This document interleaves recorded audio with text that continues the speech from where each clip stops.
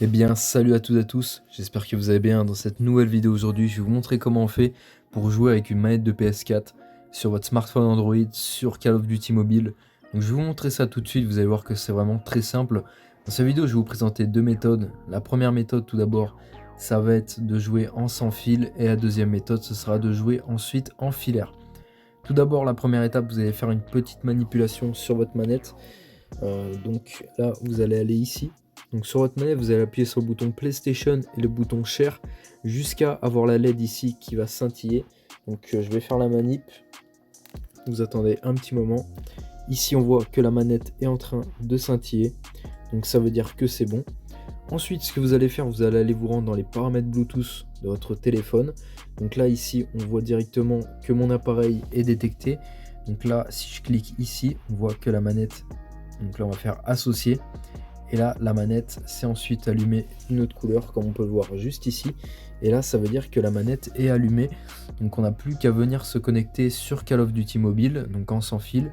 Et ensuite, on aura accès au jeu. Donc ensuite, la deuxième méthode que je vais vous présenter, ça va être une méthode qui va vous permettre de jouer en filaire. Si jamais votre manette ne marche pas, par exemple, vous ne pouvez pas vous connecter en Bluetooth, et ben je vais vous montrer comment on fait en filaire. Donc pour vous connecter en filaire, on va avoir besoin d'un petit adaptateur. Donc un adaptateur soit type C, soit micro USB. Donc je vais vous montrer à quoi ça ressemble. Donc car on ne peut pas brancher en fait notre manette directement sur le téléphone.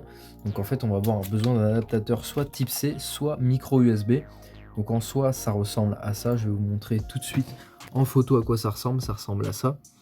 Et ça en fait ça va vous permettre de pouvoir jouer tout simplement. Donc vous allez pouvoir brancher votre manette. Donc soit vous avez une sortie qui est en USB-C, soit sinon en micro USB aussi, ça dépend si votre appareil est récent ou non.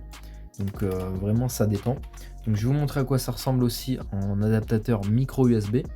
Donc en micro USB ça va ressembler à ça. Donc en fait en soi c'est un câble OTG. Donc vous avez juste besoin de vous connecter dessus. Et en fait tout simplement après vous aurez accès. Donc vous pourrez brancher votre manette en USB aussi dessus. Donc voilà, donc je vous fais un petit récap pour les deux méthodes juste avant de se quitter. Si jamais t'as pas trop compris comment on fait. Donc en fait en soi on branche notre manette soit en Bluetooth soit en USB. Donc pour le faire en Bluetooth on fait la manipulation, on appuie environ pendant 5 secondes sur le bouton PlayStation et le bouton Share de notre manette. On va ensuite venir connecter notre manette en Bluetooth et ensuite on pourra avoir directement accès sur Call of Duty.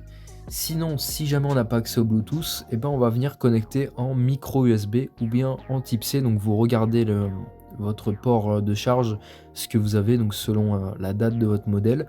Et ensuite, dès que c'est fait, ce que vous allez faire, vous aurez juste besoin en fait de pouvoir brancher votre manette donc à l'aide d'un câble micro USB.